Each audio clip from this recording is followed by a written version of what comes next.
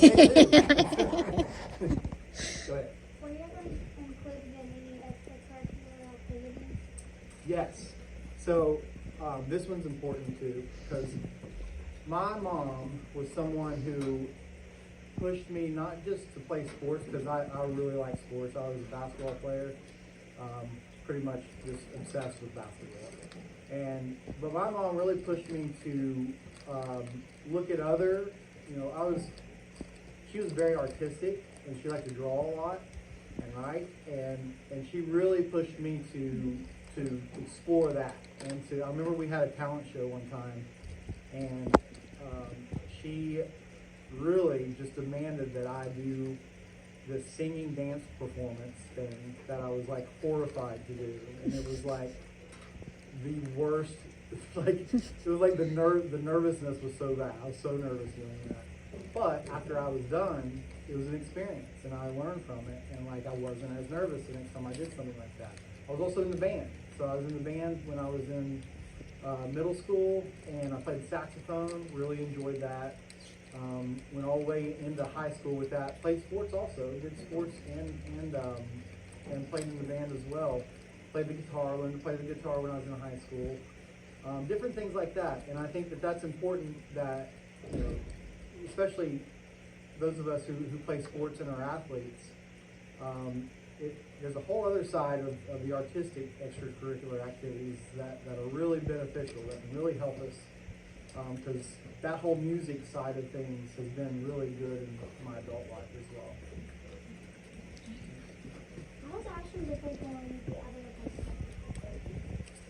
Good question. So, my wife was going to be a great one to answer that question, because she was born in Mexico, and when I met her, she lived in Houston, Texas. Houston, Texas is a huge, big city, and so she has a good perspective on that question. But I lived in South Carolina, I lived in Alabama, traveled different places around the world. I think that Ashland, what we always talk about with Ashland, and Houston is such a big city, and when I met my wife, eventually we got engaged to be married, and I had to somehow convince her to move to Ashland, right? Now Houston has anything you could ever want. Like anything you can imagine, you can find in Houston. So I had to think, okay, what makes Ashland better than Houston?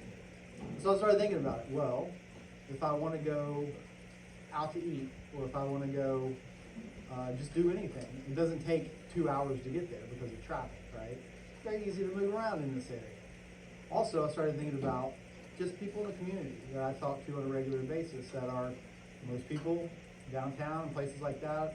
If we go out, we're going to know somebody and be able to talk to them and be friendly. That's something that you don't get in Houston or a big city. So she eventually did move here, and after about a year, she started to really see that, hey, it's pretty nice living in a more quiet place. That, yeah, there might not be as many things to do, but it's a great place to grow up. It's a great place to raise a family. So I think that that's really the difference in Ashland than I've seen in other cities. You've got, like y'all probably know, obviously you know people in your school, but I'm sure you all have friends that go to other schools too. And you see, their parents and people like that. You see them in sports or whatever you do outside the school. So it's that community feel. You may decide that you want to go somewhere else when you get a little bit older, and that's okay. But I'm betting that eventually you'll see that it's pretty nice to have a small town and people that you know and people that care for you close. How are you and the other commissioners in Ashland Diverse, that's a great question. I'll tell you that something that was very important to me when I ran for office and when I started was the diversity of our city. Now, you think about where we are. We're in Kentucky, right? It's not like full of big cities. It's a more rural type of state. But that doesn't mean we're not diverse. I mentioned that my wife is Hispanic. She's from Mexico. But we have lots of friends who are, different. We all look differently. We have, all kinds of different friends that we talk to and interact with every day. And a lot of times we'll hear, well, everyone in this area, we're not very diverse, right? There's the minority population is very small. Maybe those numbers are true, but I think that we have to force ourselves to say, okay, we need to interact with and encourage people who maybe haven't been encouraged before, and to invite them to be a part of what we're doing. And I would say, as far as, now let's say our mayor we'll talk a little bit about the process of my job as commissioner. So we have 4 commissioners, right? I'm one of 4 people. And then we have a mayor, so there's 5 of us. The mayor's like the head commissioner, right? And so the mayor basically runs our meeting. We vote on things. The mayor kind of runs the meeting. And the mayor can also issue something called a proclamation, which is basically the mayor saying, I issue this proclamation for whatever it is. So a year ago, Mayor Perkins issued a proclamation just saying that Ashland is a place that encourages diversity. We welcome people from all walks of life, and basically making that statement, because I think that's important. Even if you don't necessarily put any laws out or anything like that, just saying Ashland is a place where we welcome everyone. I think that's important, because not everyone maybe has that perception. So that's important to do. I'd say more so than us as city government, our citizens have done so much. We now have a Juneteenth event. We now have a Latin night event that, by the way, if you all would like to volunteer and help with that this year, my wife organizes it. It's awesome. It's a great event. We have all of these events that we never had before 2 years ago. And so our citizens are really the ones that are helping make the city more diverse, and it's an awesome thing. What are your ideas for the future of Ashland? Future of Ashland. So it's important to, when you consider ideas and what you want to do, to develop things that you can actually do, right? If you're wanting to get straight A's and you know that you've already for sure got a C in one class, you're not going to, your goal is going to be to get all A's except for that class, right? You got to be realistic about your goals. So we've tried to do that in Ashland, and we've tried to say, okay, there are 20,000 people that live in this city. We know that some people have left over the years. That number has went down. We want to turn that around. We want people to come live in our city.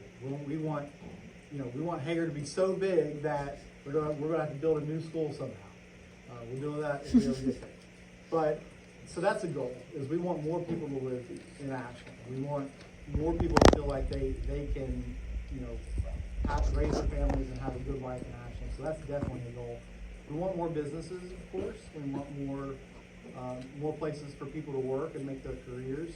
I want you all to go to college or whatever you decide to do, and feel like you have a career here and to be able to live here. So just saying what we want to do doesn't make it happen, does it? We have to set forth actions for us. How do we get there? How do we make that happen? And we've been doing that this past year to put a plan out there. What do we know will work to do these big goals that we have? How are we actually going to make it happen? So those are a few things I would say. Think about how when we started with our project list, some of the projects you guys came up with were excellent, right? But were they reasonable? No. It wasn't reasonable for this year or probably even 5 years, right? So I'm sure his job is very similar.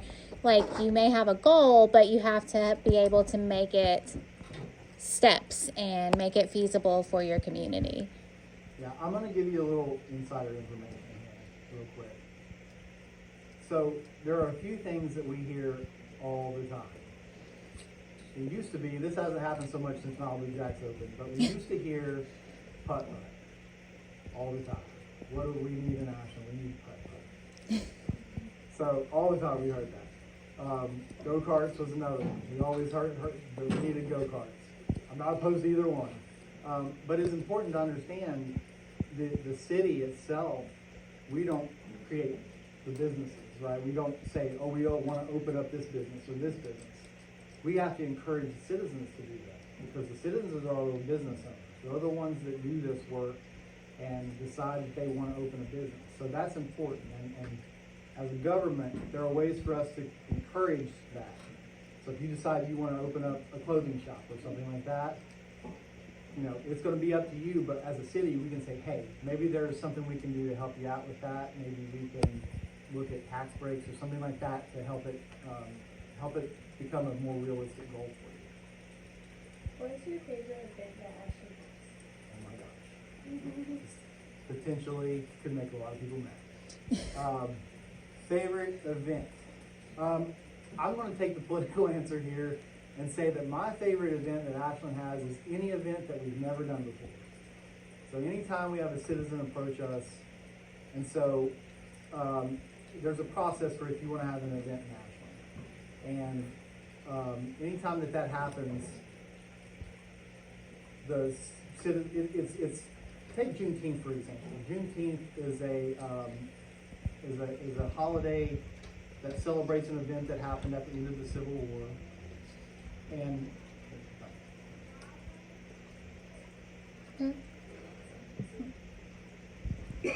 so Juneteenth has become a federal holiday now, and it celebrates an event that happened for African Americans after the Civil War. And a group that my wife and I are involved in decided that they wanted to organize a celebration of that in Ashland. And so they did, and they did all the work, they did all the organizing. The first event was you all know where in Central Park where the pavilion is, down there in the middle of the park. That's where we had it the first few years. And the city basically just said, okay, it's open that date. But the group, the citizens did everything. They did all the work themselves. So, yeah, to answer the question, I love seeing Ashland have events. Now, we all love, like, Summer Motion and programming days. Those are fun events that we have downtown. But I love new events. I love things that are going to open up to folks who maybe haven't had events for them before. So that would be my answer. Any event that's never happened in our city before. How long does it take to prepare an event in our area? How long? Well, it could take anywhere from about an hour to about a year. Is that a good answer? No. So the reason I say that is because things happen, right? Sometimes things happen that people get very passionate about, right? Maybe something happens nationally and you say, I want to speak out about that. I want folks to understand how I feel about this issue. And that's something that's happened the past couple of years in Ashland. And the city needs to have a way for a citizen to do that, right? So last year there was an issue where a group, something happened and some people felt very passionate about it. And you all know where Broadway Square is now?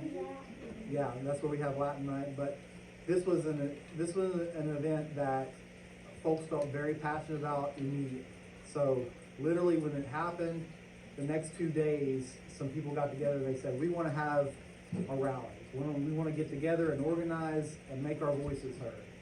Well, guess what? You're allowed to do that by the Constitution, right? So the city really doesn't have a choice in that. You're allowed to do that as an American citizen. So, but we can't help you with making sure that, you know, the facility's safe and making sure that, you know, it's open, there's no other groups there, things like, just little things like that to make sure you have a good event. And so I've seen that happen. That's awesome because we need to provide ways for citizens to talk, to share their thoughts on things one time. Or you have the events like we know, like Latin Night and Juneteenth, or Pro Landing Days or Summer Motion. Some of those events take literally a year plus to plan. So, and those are, you know, a lot of people put a lot of work into those. So that's why I say it can be either an hour or a year. It depends on what the event is. But I'll just give this advice. If I love it when people decide they want to have an event and they feel inspired to do something. It is work. It's a lot of work to make sure that you get everything you want together and you make everything happen. You'll be very nervous the day that the event happens, but that's okay because then you've done something really cool, right? And the market downtown, we started having a market at Broadway Square this past year. It's a good example of that. The citizens who did that, they were really stressed out like the week before, but then when it happened, it was awesome. You had all kinds of people there and it was a great day. So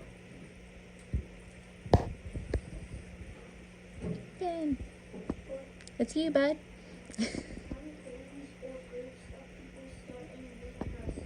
Good question. Very good question. So, it's important that the city make it very clear. If you want to have an event in the city and we expect you to do certain things, we've got to make that clear so you understand it. So we do have, there's a form, really easy, one-page form you fill out. So why do we make you fill out a form? Well, maybe somebody already has that space. So we want, it helps us to be able to reserve that space for your event. Also, maybe you need some extra considerations for your event. Maybe you need some parks employees to be there to clean up some things. Or maybe you need some police officers to help direct traffic. Or maybe you need some things like that. It's important for us, and so we have a committee in the city who looks at that form and they say, okay, here's what we need to do. Everybody knows the Paramount, right? Yep. And so the Paramount has concerts at the riverfront sometimes. And so those concerts are big. They're like sometimes 10,000 people. So that event process, the Paramount comes to the city, just like any of you would go to the city, and they fill out that form. And now, obviously, the considerations for that event like that are a lot more than just a small event. So we have to all get together, and we have to say, okay, how are we going to keep people safe if there's a weather event? If anything can happen, like let's try to make a plan for everything so that it's a safe event that you can go to.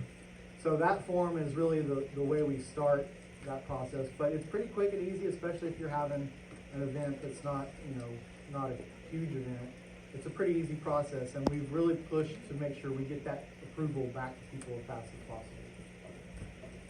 What is your favorite landmark? Favorite landmark? Oh my gosh. All right, so I do photography of space. I've telescoped up the camera on, so I'm always looking for interesting things to take a picture of the sky with the landmark in it. So I like the statues a lot on the riverfront because they, I can take a picture of the moon with the statue in it. So I love those. What else? I love our mounds in Central Park, the burial mounds, which we found out that they date back to 5,000 years. So they had ancient civilizations that built those mounds. I love the park itself. It's a huge park downtown, and not a lot of cities have a good park like that, so it's pretty cool. What else do I love about the city? I love, that's a landmark. The new hibachi place, is that a landmark? I love that place, so it's great. But no, those are some of the landmarks I like. How do we find out the history and landmarks in our area? Good question. Something I've tried to do over the past few years. Obviously, you can Google anything, but we're starting to work more and more. And there's something I want to mention to you about. I'm going to be a little bit of an advertisement for, and it's the Highlands Museum. Has anybody ever been to the Highlands Museum? Mm-hmm. Okay. So the past year, we have a whole new team at the Highlands Museum, and they're doing all kinds of new stuff. We're working on a couple of really cool projects at the museum. And so that is, now the Highlands is a great place because you can learn about not just whatever they're doing at the museum, but you can talk to the people there. And let's say you want to find out something about the burial mounds, or you want to find out something about your part of town. There's likely going to be information to give you the information that you need. I also mentioned the library. The library is a great place. I found out firsthand that Google doesn't have everything, or it's really tough to find sometimes on the internet. Go to the Boyd County Public Library, and they can find things about the ground that you're standing on right now 100, 200 years ago. There's a lot of very direct information to tell you about really anything that happened here as far back as you want to go. It's a great place to go.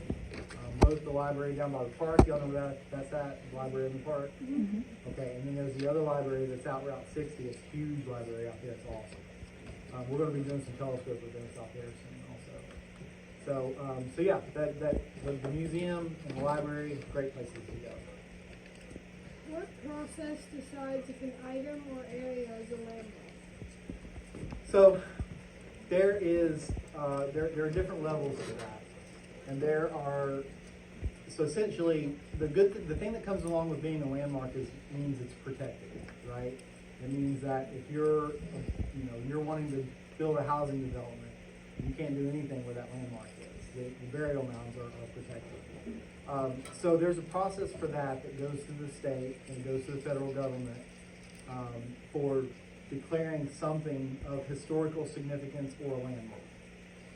So there's that. If it's something that has to do with history or something that we want to preserve from the past, there's a process for that. Now, for a landmark like the statues, not a historical item, it's a sculpture of art. It's something that the citizens enjoy if you go to the riverfront. It's just there. It's just there, and it's our parks team maintains it, but it's really a property of all of us, and it's up to all of us to take care of it. And that's why you hear about different things happening around town, or maybe someone wrote graffiti on something. Well, when you hear about that, that's really, they're writing that on your property. We all own it. If it's city property, it's all of our property. So it's really a lot of what I try to say is we all own anything that's public property. We all have an ownership in it, and we all have ability to do something about it if you want to. So kind of two different answers there. What do you think we can do as fifth grade scholars to help our community? Great question, and I always am quick to tell anyone, I don't care how old you are, as long as you can understand what I'm saying and you can talk and listen, you can do something. And it could be even as minor as, there's a great story of a lady that I know named Nancy, and she just randomly, on her own, every weekend, goes somewhere in the city and picks up trash. By herself, doesn't tell anybody she does it, nothing at all. You'll just see her one time. I saw her last summer in the park. There she is at like 7 in the morning, picking up trash. Doesn't say a word about it, fills up her bags, goes back home, goes about her life. Nancy has inspired so many people to just get out in their neighborhood, literally just walk out of their homes, pick up some trash that's down the sidewalk. Those little actions, any one of us can do every single day, any day of the week if you want to. And those actions will inspire somebody who sees you doing it. They'll say, oh, that's pretty cool. Maybe I can do something. Oh, you just got a trash bag. He's picking up trash. It's pretty cool. Is it a huge thing? No. But is it inspiring to others? Sure. And that is something that can become a huge thing. So that's a small thing. I would also mention, as you get a little bit older and you start to get interests in different things, maybe you start going to the museum and you really enjoy the museum. Maybe you think about volunteering at the museum to help out a little bit, because volunteers keep places like the museum open, and their work is very, very important. So there's some very small things that we can all do just as a little bit. Every now and then I'll grab my neighbor's trash can and take it up to her door because she's a little bit older and it helps her out sometimes. That's just things you do as a neighbor, no matter where you live. But as we get a little bit older and there's more that we can do, volunteering, making your voice heard. There's a perception that the city doesn't really want to hear people speak out about things, and I say that's completely not true, completely false. If you have something that affects you and you want to speak out about it, I would love for you to come to the city and say, hey, this is important to me. So that's why we're there. So no matter where you sit today, you can do something that's important for the city and that's inspiring to others.